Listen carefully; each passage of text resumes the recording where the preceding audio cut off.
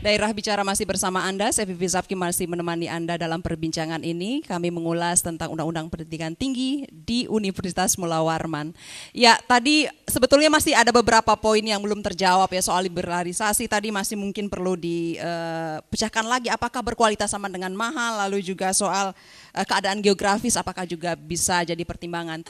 Saya ingin mulai dari Pak Susilo dulu kalau begitu ya, sebelum ke Prof. Munir yang punya utangan banyak, nanti komentar juga boleh dari Wahyudi. Tadi kita mulai dari Nadine ya, yang mengatakan bahwasannya murah tidak harus murahan, sekaligus menjawab yang sebelumnya. Menurut Prof. Susilo, apakah memang sebuah pendidikan bila ingin berkualitas memang mahal? Tapi bisakah juga kita menciptakan pendidikan yang berkualitas tapi sekaligus bisa murah-murah dalam arti bisa dijangkau oleh mereka yang tidak mampu? Kalau kualitas terus murah, kayaknya kemungkinan kecil. Kalau di dalam mungkin yang dari Fakultas Ekonomi kan bahasa Jawanya itu ono rupa, ono rego, ono rupa. Jadi kalau kualitasnya bagus biasanya harganya bagus. Cuman yang jadi permasalahan bukan masalah mahal itu terus dibebankan kepada masyarakat, bukan. Tadi ada jalan-jalan lain yang masalah siapa yang harus menanggungnya. Iya, itu masalah di situ. Kalau masalah murah jangan ingin murah. Termasuk gratis tadi. Gratis itu jangan digratiskan semuanya. Kalau gratis semuanya ya bagaimana yang mengelola ini? Artinya kalaupun tidak gratis, yang ngelola siapa ini loh yang jadi bermasalah. Saya setuju bahwa undang-undang di rohnya UUD 45 Pasal 31 itu memang semua harus mempunyai kesempatan ya, the same opportunity itu untuk mendapatkan pendidikan. Tetapi permasalahannya memang di implementasinya bagaimana. Indonesia ini kan luas ya. Saya tidak setuju yang masalah ini Pak Munir, yang universitas luar ke sini. Saya totally tidak setuju itu. Memang saya setuju dengan teman-teman. Itu agak lumayan bahaya ke depannya. Kalaupun memang itu nanti akan kan Indonesia ini diperkirakan oleh beberapa pakar ekonomi nanti ada urutan empat besar negara yang menguasai dunia, yaitu Indonesia, kemudian Cina, Rusia, satu lagi India. Dilihat dari semua sisi, di situ ada the post American world yang saya baca itu. Jadi kita enggak usah ikut-ikutan Amerika juga, karena Amerika itu bisa jadi beberapa dekade hancur kan gitu. Tapi yang ingin kita lihat adalah bagaimana pelaksanaan itu tadi supaya kita jangan sampailah kita menuntut gratis terus. Tapi kan ada pemerintah provinsi juga memberi sumbangan beasiswa, pemerintah daerah kabupaten juga memberi sumbangan beasiswa. Banyak sekali disebut Pak PR3 kapan itu ada 39 jenis beasiswa di Unmul ini. Ini khusus di Kalimantan. Bahkan ada beberapa universitas kecil yang di daerah itu katanya sampai 80% mahasiswanya itu beasiswa. Kalau enggak ada beasiswa enggak mau kuliah dia. Itu saya sebut di beberapa kabupaten kota itu, Mbak. Saya kira mungkin itu karena ya, kalau yang jatah yang lain banyak ke Pak Munir ini soalnya. Tapi sebelum ke Pak Munir, saya ingin dengar dari Wahyudi juga. Ada tambahan dari komentar teman-teman tadi. Apa yang ingin Anda garis bawahi terkait dengan keberadaan undang-undang ini? Jadi saya melihat di sini bahwasanya narasumber ada banyak dari kalangan mahasiswa. Jadi otomatis secara tidak langsung mengafirmatif saya, memperkuat argumen yang setelah saya sampaikan. Berbicara sedikit tentang kunci tadi, saya mendengar kunci terkait dengan SPP tidak akan naik. Tapi saya melihat ada fenomena, ada kemungkinan yang akan terjadi. Kita bisa melihat pasalnya sendiri, saya akan buka ketika bisa dibuka. Undang-Undang 12 tahun 2013 ini dalam beberapa pasal, saya sebutkan saya pasal 84, 85, 86, di situ memberikan peluang ya, dalam tanda kutip, peluang kepada yang pertama, kalau 84 itu memberikan peluang kepada masyarakat untuk memberikan sumbangan dalam hal pembiayaan SPP, kemudian pasal 85 kepada mahasiswanya, kemudian 86 kepada industri dan perusahaan. Kemudian itu bertolak belakang ketika kita berbicara dalam pasal 83. Nah, pasal 83 situ tertulis dalam ayat 2, pemerintah dapat memberikan bantuan SPP, dalam tanda kutip mungkin hal ini SPP. Dalam tafsir MK menafsirkan bahwasanya kata-kata dapat itu artinya adalah pilihan, bukan kewajiban. Otomatis ketika pemerintah mengatakan ini bukan kewajiban, maka lambat laun pemerintah akan lepas tangan. Otomatis pembiayaan SPP akan dibebankan kepada masyarakat, mahasiswa maupun industri yang secara tidak langsung ini merupakan suatu hal yang melanggar otonomisasi. Itu yang saya tekankan. Baik. Ini baru pasal 8, baru pasal terkait dengan otonomisasi. Banyak ini saya pasal yang tekankan digugat. lagi, Mbak. Baik. Saya tekankan. Silakan. Bahwasanya Undang-Undang Nomor 12 Tahun 2013 ini sangat inkonstitusional. Tadi sudah diperkuat oleh teman sana, Undang-Undang Nomor 20 Tahun 2003 pasal 3. Saya memperkuat amar putusan MK tahun 2010 menyatakan bahwasanya BHP telah dibatalkan. Tetapi kenapa kemudian BHP muncul lagi? Otomatis ini sama halnya dengan baju baru. Baju baru undang-undang. Baik. Ganti baju, artinya bajunya sama, produknya sama, tapi ganti baju lagi, artinya sama aja itu lagi kembali yang dipakai. Jadi Baik. saya melihat fenomena tadi seperti itu. Jadi itu baru pasal otonomisasi. Belum lagi kita berbicara pasal 74, berbicara pasal 76, berbicara pasal 90, pasal 73. Nggak cukup satu diskusi ya teman-teman kayaknya ya. teman-teman UI Ya. itu menjer semua pasal di dalam pasal Undang-Undang Nomor 12 Tahun 2012. Ya, itu mungkin dari saya. Prof. Munir, pertanyaan banyak sekali yang harus Anda jawab, tapi saya coba susuri karena dari catatan saya tadi. Pertama adalah tentang bukan kekhawatiran, tadi sebuah anggapan bahwa undang-undang ini bertentangan dengan konstitusi yang ada di atasnya, yaitu Undang-Undang Dasar 45, Sisdiknas juga. Lalu juga ada catatan soal liberalisasi, lalu soal ide otonomi yang ditanyakan. Sebetulnya ide otonomi macam apa yang ada di dalam undang-undang ini? 3 dulu, Prof, silahkan. Yang pertama, 1-2 saya kira saya bukan ketua Mahkamah Konstitusi. Hukum serahkan pada hukum, pada ahlinya sudah. Saya setuju itu. Silakan digugat. Bukan hanya wacana, tapi itu harus digolkan kan begitu.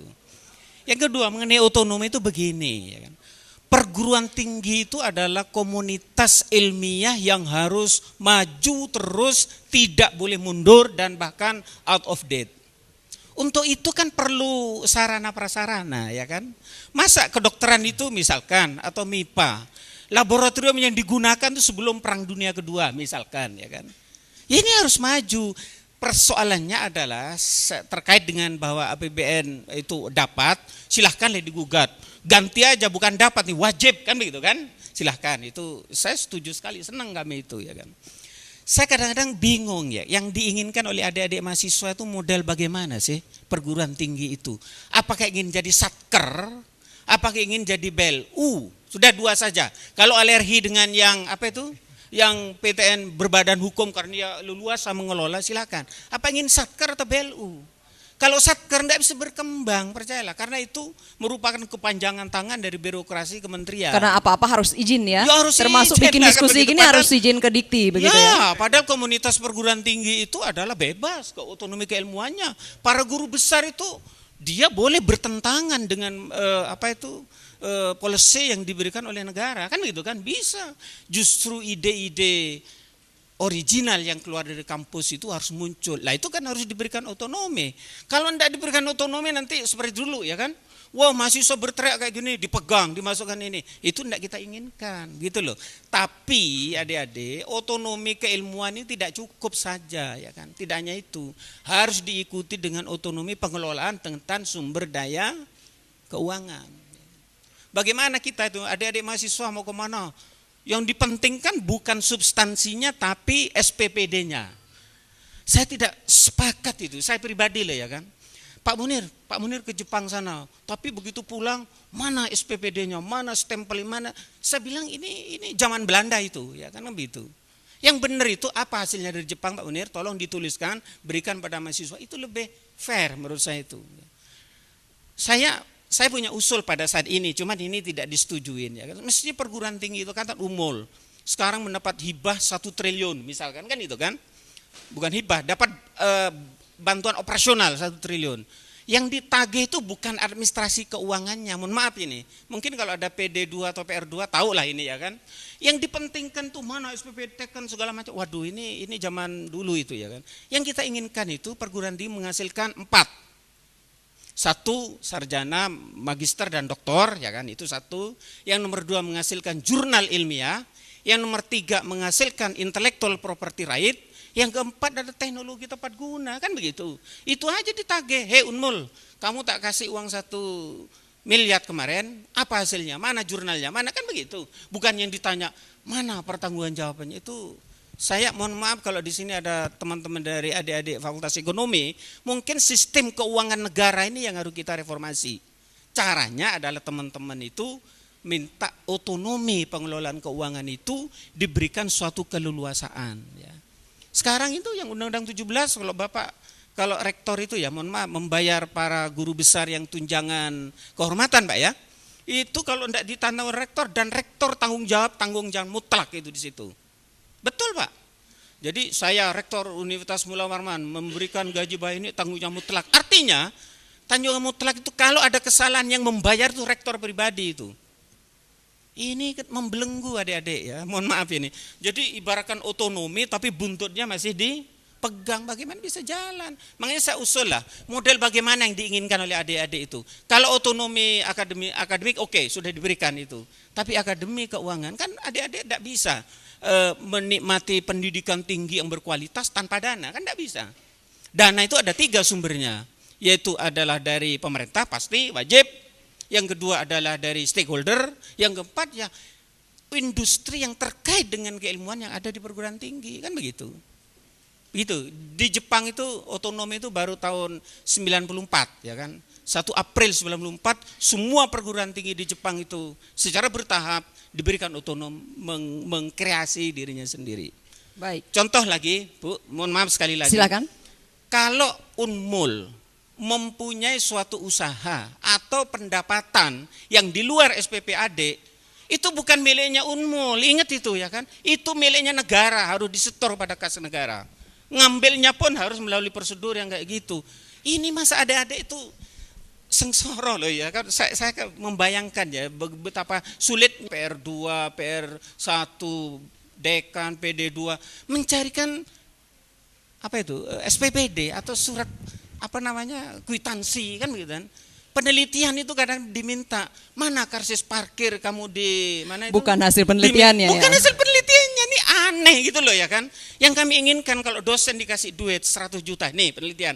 Tapi aku minta tahun depan tolong jurnal 2, 1 buku dan 1 apa. Yang ditagih bukan mana kwitansi parkir di sini, mana kwitansi makan di ini dan aduh itu rasanya bukan eranya kita sekarang di perguruan tinggi itu ya. Baik. Berikan kita kepercayaan untuk mengelola itu, begitu loh. Terima kasih. Itu cita-citanya untuk otonomi. Ya, itu. betul, Oke, ya. baik. Terima kasih Prof. Munir. Dan bagi Anda yang menyimak kami melalui daerah bicara, mohon maaf Anda harus berhenti di sini mengikuti diskusinya. Kami di Universitas Mula Warman akan lanjut diskusinya. Dengan demikian saya kepada pendengar dan juga penyimak acara daerah bicara, saya Vivi Zapki pamit. Terima kasih atas kebersamaan Anda. Kita jumpa lain kesempatan. Salam.